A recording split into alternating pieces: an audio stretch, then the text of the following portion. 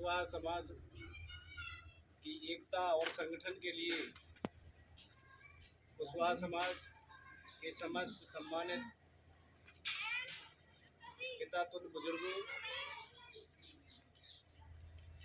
साथियों, युवा साथियों, बहुत अच्छा कार्य आप लोग कर रहे हैं। और ऐसा कि जैसे सुना गया है कि आप लोग एक समिति का गठन करना चाहते हैं जिससे हमारी सामाजिक एकता हमेशा चलती रहे और उसमें सभी लोगों की सहभागिता हो। तो सबसे पहले तो हमें इस विचारधारा को अपने दिमाग से निकालना होगा कि हमारी समाज में एकता नहीं है। कुछ लोग नहीं आते हैं, आते हैं, जितने लोग आ रहे हैं समझिए सारे लोग आ रहे हैं। जो लोग नहीं आ रहे हैं वो भी इसमें शामिल है। ऐसा मान के हमें कभी अपने दिमाग में ये विचार नहीं लाना है कि वो विरोध कर रहे हैं। कोई व्यक्ति विरोध नहीं करता, तो अगर विरोध होता है तो उसके पीछे कुछ कारण हुआ करता है।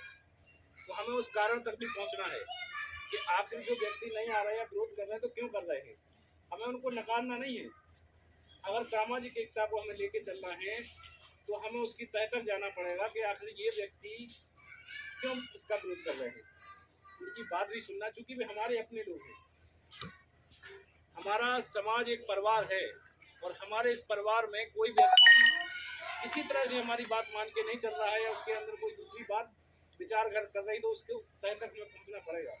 उसकी बात मानना पड़ेगी। अगर उसकी अच्छी बात है तो हम उसकी भी मान सकते हैं। अगर वो गलत कर रहा है, चार लोगों को गलत लगे तो उसको समझा सकते हैं, भाई ये बात तुम गलत कर रहे हो। इस तरह से समाज में बात नहीं करना चाहिए। हो सकता है किसी एक व्यक्ति के मन से बहुत अच्छी बात निकल आए, सामाजिक एकता के लिए बहुत जरूरी है। और ये तो बिल्कुल आप अपने दिमाग से निकाल दें कि हमारी समाज में एकता नहीं है। आपको बता दें, पुरातन काल से इस कुशवाहा समाज जैसी एकता किसी समाज में ना तो रही है ना रहेगी। बस हम कहीं ना कहीं बीच में भटक गए हैं। हम जहाँ हमारा रास्ता पहले कुछ हुआ करता था, लेकिन वो रास्ता भटक जाते हैं हम, तो फिर हमें जैसे हमें पहुंचना है इलाहाबाद, और इलाहाबाद जानने के लिए हमें रूट पता नहीं है, रास्ता पता नहीं है, तो रास्ता हम भटक जाएंगे।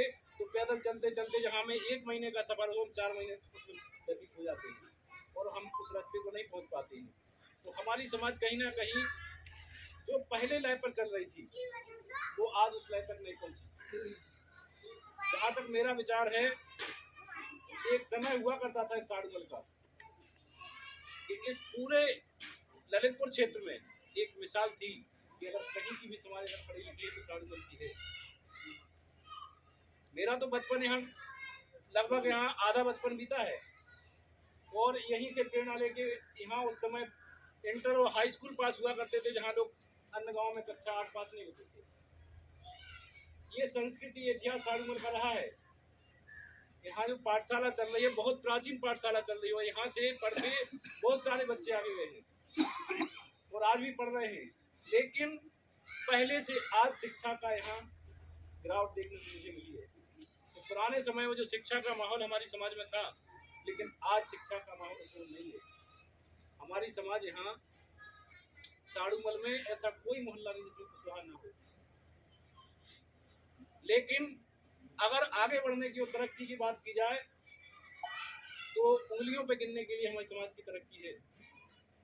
जमीन सबके पास है, जायदाद सबके पास है, लेकिन अगर हम बच्चों की एजुकेशन के बारे में बातें करें तो जिनके पास बहुत सारी संपत्ति है, बहुत सारा पैसा है, अगर उनके बच्चों की एजुकेशन तक जाए तो उनकी एजुकेशन नथिंग है। आज का परिवेश चल रहा है कि जो आदमी शिक्षा से आगे बढ़ेगा उसका नाम होगा, वो आगे बढ़ेगा। दादा, जैसे हम आप पूरे साल खेती करते हैं, पूरे साल खेती करने के बाद कहीं फसल में पाला पड़ जाता है, कहीं इल्ली लग जाती है, तुषार लग जाता है और उसका हमें वाजिब दाम नहीं मिल पाता। वो उसी बीच में से अगर आपके परिवार का एक लड़का अच्छी नौकरी प्राप्त कर लेता है, अच्छी नौकरी का मतलब जिसकी सैलरी कम से कम 50, 60, 80 हज़ार रुपये होती है, तो अगर उस परिवार से एक बच्चा 80 हज़ार रुपये सैलरी कमाने वाला हो तो उस परिवार को इसका असर नहीं पड़ेगा और उस समाज की तरक्की लगातार होती रहेगी। हम आप पढ़ाना तो चाहते हैं बच्चों को, लेकिन उस मुकाम तक नहीं पहुंचा पाते जिस मुकाम तक आज के परिवेश में पहुंचना चाहिए। आज आवश्यकता बच्चों को शिक्षित करने की नहीं है कि हमने पढ़ा दिया, हमारे बच्चे हाई स्कूल इंटर पास हो गए, बीए कर ली हमारे बच्चों ने। ये परिवेश अब नहीं रह गया।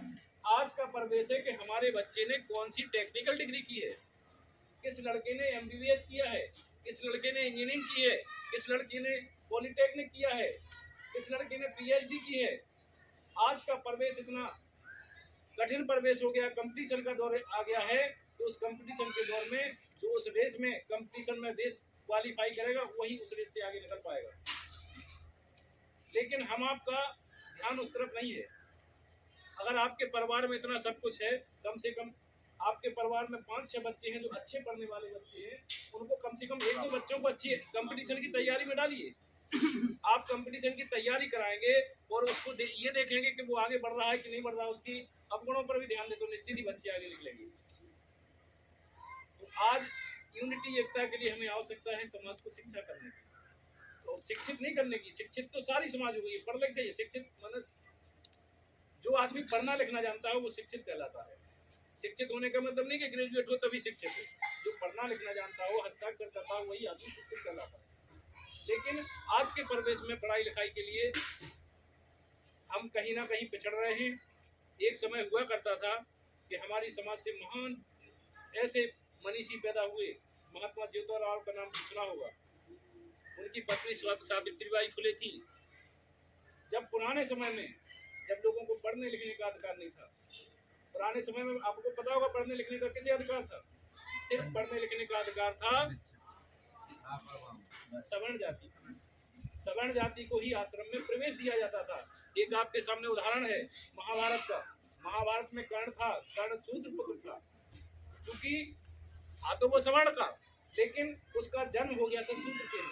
क्योंकि गंगा में आपने सुना होगा, पढ़ा भी होगा, तो उसे बहाया गया, एक शूद्र ने उसे ले लिया। तो शूद्र ने जब उसे ले लिया तो शूद्र पुत्र कहलाने लगा और उसे शिक्षा प्राप्त करनी थी। तो ब्राह्मण का भेष बदल के आश्रम में गया द्रोणाचार्य के। जब उसका भेद खुला तो उसे आश्रम से भगा दिया गया। तो मैंने पुराने समय में सभी को शिक्षा ग्रहण करने का अधिकार नहीं था। तो उस परिवेश में हमारी समाज में जन्मे महात्मा ज्योतिराव फुले, जिन्होंने इस हिंदुस्तान के अंदर लड़कियों के लिए पहला विद्यालय खोला था। आपको ये जानकारी होना चाहिए कि हमारी समाज में ऐसे ऐसे विद्वान पैदा हुए हैं जिनको लड़कियों को पहले पढ़ने लिखने का अधिकार नहीं था। वो सबसे पहले किसने दिया था? सावित्रीबाई फुले और ज्योतिराव फुले ने पहला लड़कियों को पढ़ने का अधिकार दिया था।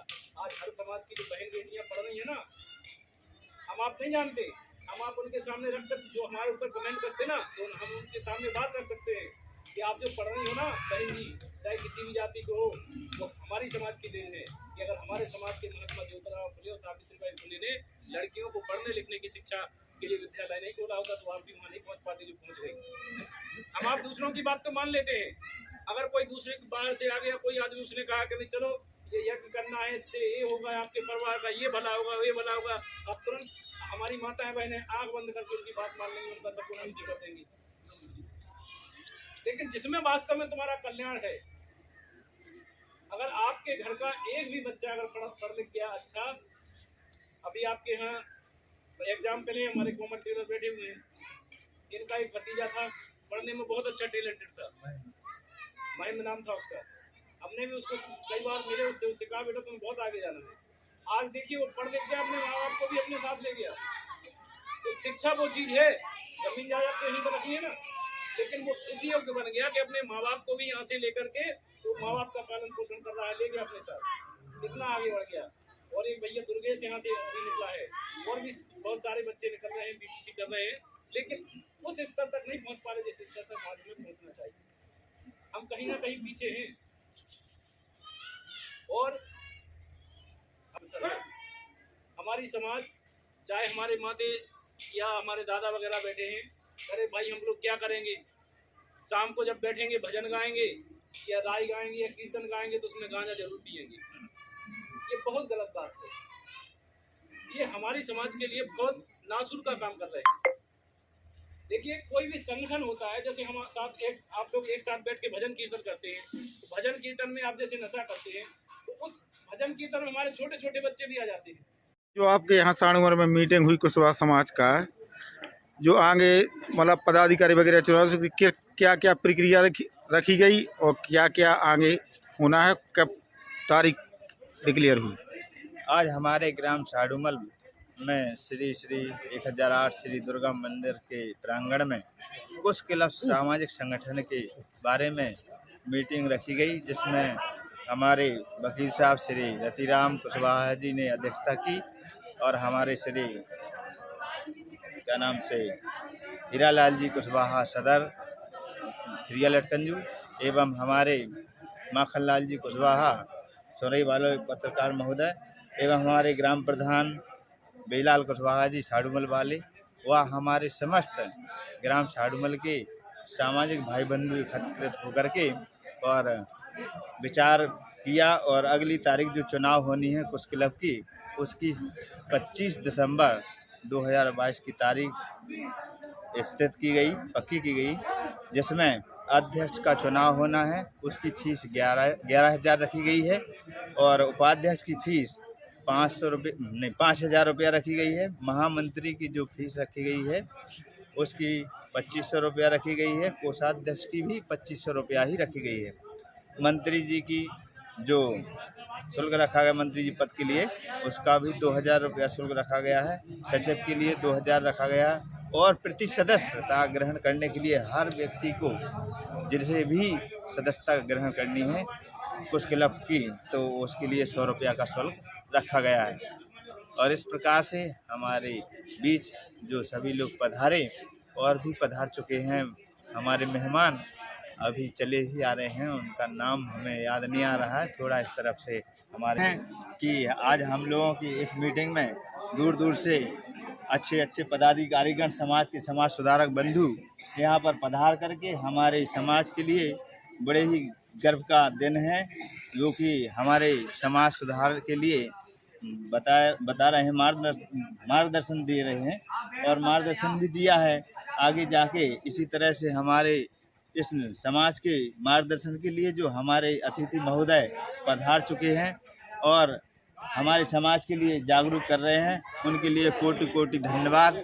और हम उनके लिए नमन करते हैं कि जो हमारे समाज में जो कुरीतियाँ फैली हुई हैं उनके लिए दूर भगाने का प्रयास किया जाए, जिससे हमारी समाज जागरूक बन सके और हमारे समाज का विकास हो सके, यही कहना चाहता हूँ। और अभी थोड़ा